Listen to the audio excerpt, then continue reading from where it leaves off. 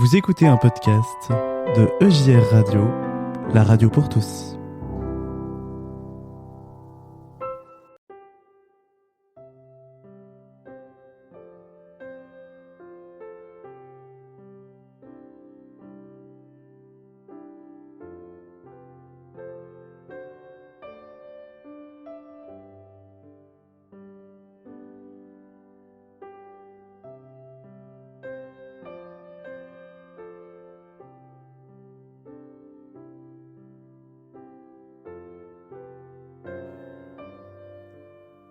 C'est l'heure du conte. La nuit de Saint-Nicolas. Allez les filles, au lit, c'est l'heure d'aller dormir. Lucie et Florence protestent. Oh non papa, on a envie de rester un peu avec mamie ce soir. Elle vient juste d'arriver. Mamie sourit et prend les petites filles dans ses bras. C'est gentil mes chéris, mais papa et maman ont raison. Et mamie ajoute d'un air énigmatique.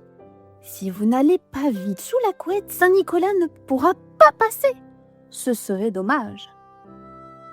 Papa et maman acquiescent avec des rires plein les yeux. Lucie demande. C'est qui Saint-Nicolas ? C'est un grand saint, mes trésors.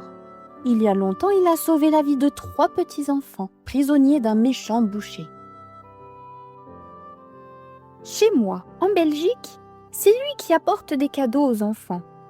Mais attention, pas n'importe quand, le jour de sa fête, le 6 décembre. Florence bat des mains de joie. Youpi, le 6 décembre, c'est demain. Lucie, elle, est sceptique. Oui, mais si on n'habite pas en Belgique, est-ce qu'il vient quand même ?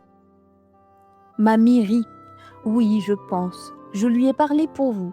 Toutefois, pour qu'il vienne, il y a une condition. Laquelle ? Crient Lucie et Florence, toutes excitées.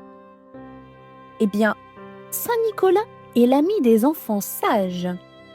Ils vont se coucher sans faire d'histoire, par exemple. Vous êtes sages, mes chéris ?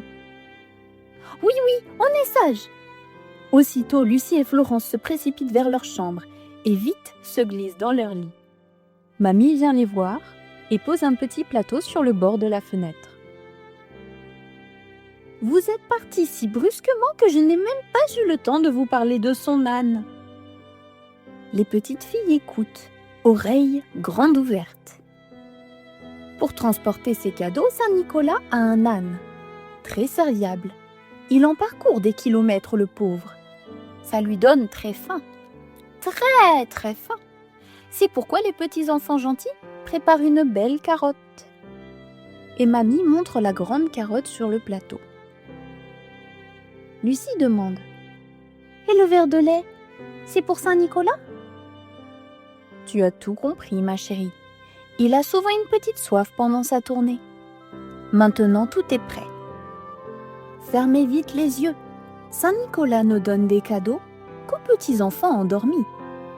Et n'essayez pas de faire semblant, Saint-Nicolas est très intelligent.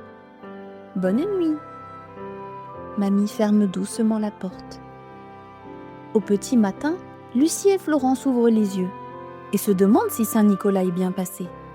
Vite, elles regardent le petit plateau. La carotte a disparu, le verre est vide, mais surtout, à côté du verre, 2 petits paquets dorés ont été déposés.